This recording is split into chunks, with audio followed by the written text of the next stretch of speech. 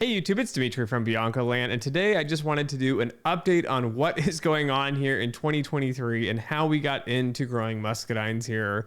So let me just give you a little bit of backstory here. We had this great idea here for 2023 at BinacoLand that we would just do a lot less this year. So I have been crazy busy. I have not been posting on the YouTube channel, but if you follow this channel, you know a little bit here and there. I built an entire 28 by 40 shop with an upstairs office and studio, and of course I'm still working on it, and it still takes up the majority of my time. And so this year we're just too busy. And so we thought, we have the garden, we have the fruit trees, and what we would do this year is that we would just simplify things down. So we would cut back. Part of this cutting back, though, came in around February when I had this really good idea. It wouldn't be too much effort.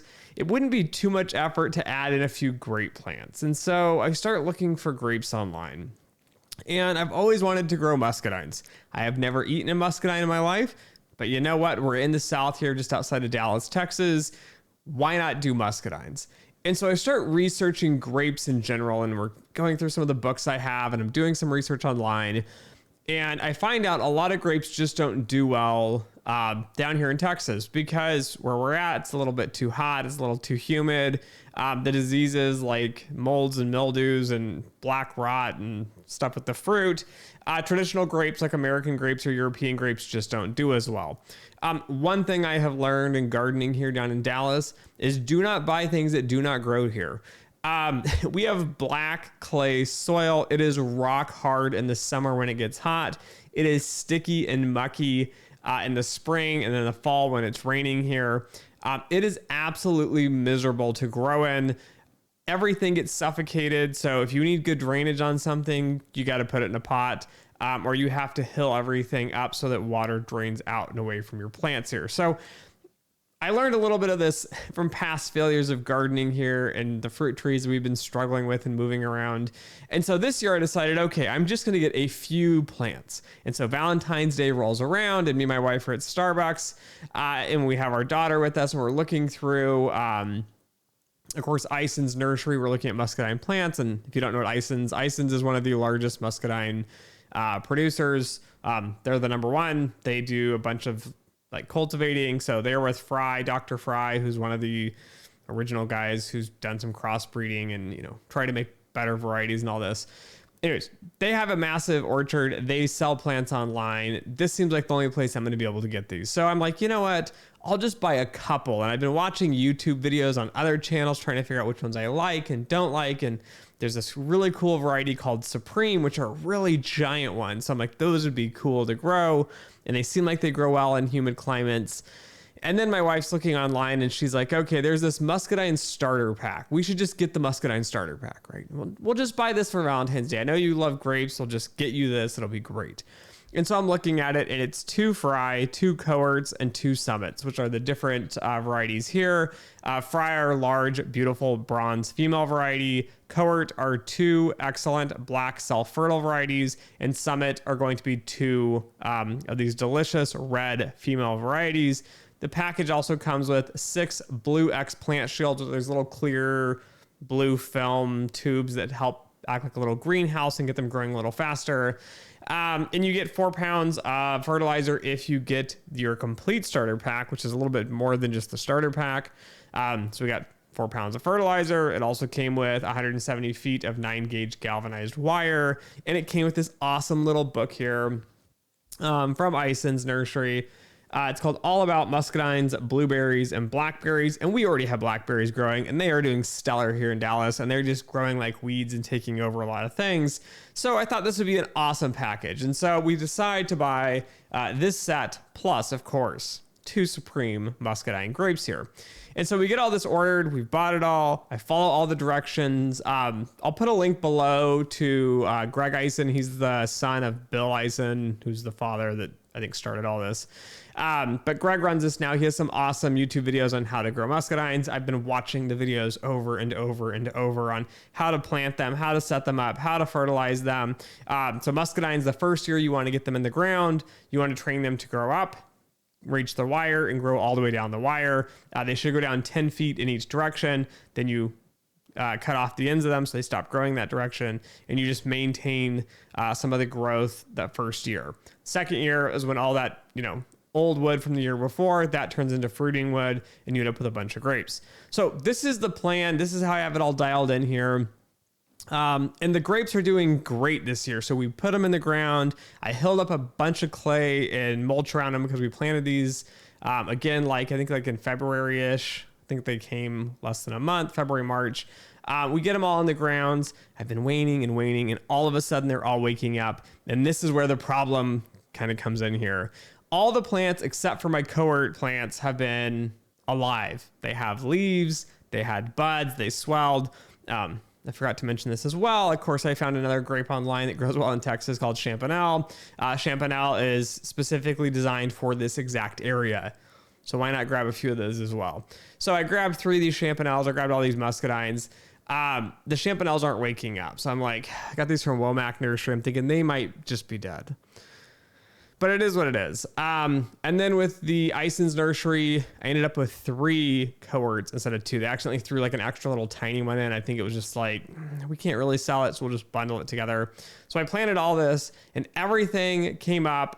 Even the Champanels seem to be starting to bud now. They have been quite slow compared to the Muscadines. But my Cowarts, out of the 3, none of the 3 really came up. And then this last week, one of them has a leaf on it. So I'm like, okay, that's exciting. Now, the reason I'm a little worried now, and this puts me into a bind with the whole Muscadine growing here, is that the female varieties need a self-fertile variety to cross-pollinate them. So technically, male varieties don't produce any fruit, so they don't really sell those. The self-fertile varieties, though, have the male and the female parts, and they can fertilize the Muscadine plants. Well, they recommend you have 3 female plants per 1 self-fertile. Well, with this kit here, it perfectly dials out that you have 4 that are, females, and you have 2 that are going to be self-fertile. And so I had the extra Supremes on top of there. So now that ends up with 6 that are going to be female only. And then I have 2 that are self-fertile. I should have 3 females to 1 self-fertile.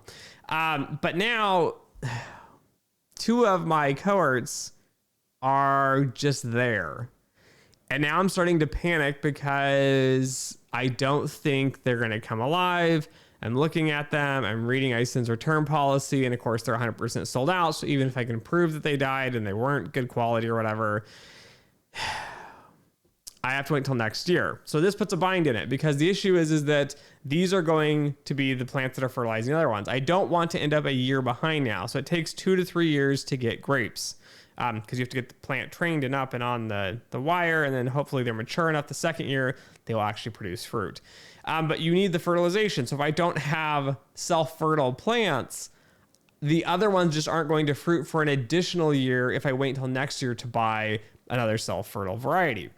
So at this point, I went down to Lowe's because I went to about 4 or 5 nurseries looking for a Nagami kumquat. Which is a whole other story, and I can't find a Nagami kumquat. So of course I bought a thornless key lime instead. But that's not the point of this story. The point of the story is I noticed they had Carlos Muscadines up north in Dallas, or I guess kind of on the west side of Dallas, by Lemon Ave and Southwest Airport and all that, Southwest Airlines and Love Field and all that. And so they had these Carlos ones, but that's a long drive for us. I just happened to be in the neighborhood. And I'm like, no, I'm not going to buy any. And then we waited and weeks have went by and the Cowarts haven't came out. And so I stopped at my local Lowe's, so the big blue box store, and they had a couple of varieties. And it looked like they had Triumph and they had Noble. So I thought, okay, I'll buy 1, right? So it seems like I had 3 of these Cowarts. I got that extra one they threw in, the little tiny one. It was the worst out of the 3. It actually has a leaf. So I'm like, I just need at least 1 more. So I got 1 more. And I got a Triumph, which is another variety here at Lowe's. These plants at Lowe's are absolutely beautiful. It's in the little tiny 1-gallon pot. It's got the stems. They're thick. They're much thicker from the ones than Ison's. And they have leaves all at the top and they're pretty. And I'm sure they've been grown in a greenhouse recently. And they showed up at Lowe's and they look great. So I grab a Triumph because a Triumph is supposed to be more of a table grape. They also had a Noble, which is a wine grape. So now I'm like, okay, I'm going to get this extra one. And when I got the Triumph, none of the 3 had started. So I thought, well, I'll have 1 So I might get some grapes from some of the plants. And then I start panicking, and I keep checking every single day since I work from home. So I go out there, I'm looking in the tubes, and it's just like, it looks like dead wood. There's still no leaves. The buds don't look like they're really swelling. So I run back down to Lowe's and I buy, what I'm hoping to buy is just, a Noble here. I'll just get a Noble. It's more of a winemaking grape for the Muscadine space. I can make some juice, some jams. And so I go back down there and I realize when I get there, they don't have just a Noble, because I was planning on getting 2 Nobles. They have a Carlos and they have a Southland. So I go back down there and I was planning on getting 2, maybe 3, And so now I'm like, okay, well, I already have the Triumph. They have a Carlos, they have a Southland, and they have a Noble. I might as well, because they're all self-fertile, just get one of each. So now my conundrum is I have this vineyard set up. We've got the wood posts in, as you can see. I buried them down 2 feet. They're 8-foot posts. They're sticking up 6 feet now. 2 feet is in the ground. They're concreted in. We're going to add the wires in here in a bit. But now I have 3 extra Muscadines and I have no idea what to do with them. So I might plant them next to the Cowarts that haven't came back. I'm still like fingers crossed, hoping something comes together and they come alive. But now I end up in my predicament of that I'm going to have too many Muscadine plants, and I don't know where I'm going to put these other ones at. So I might put the ones we currently have next to the Cowart. So maybe put like a Carlos and a Noble, and then my Southland and my Triumph. I don't know what I'm going to do with those. I think I already put the Triumph where I had a Champanel. So I ended up ordering, remember, a total of 8 Muscadines from Ison's. They threw in an extra 9th one. I made a little extra spot, and then I needed one other plant to balance it out. I had a Champanel. I ended up moving that and putting the Triumph there. But now the problem is I still have the Carlos, the Noble, and the Southland to actually figure out where I'm going to put these here. So that's kind of where we're sitting at here. That's kind of the update on BinacoLand. We have started the vineyard this year in an attempt to cut back on work. I purchased a plant that requires a ton of extra work. And now, of course, I can't get the breeding types lined up, and a few of these plants aren't coming to life. And so now this is the conundrum of having too many plants, and I'm not sure exactly what we're going to do, and we still have to wait to see if the other ones come alive. But that is where we're at BinacoLand here on April 1st of 2023. So anyways, thanks for watching. Don't forget to like, share, and subscribe if you want more updates on BinacoLand and what we're kind of working on and what we're doing. Thanks for watching, and as always, until next time.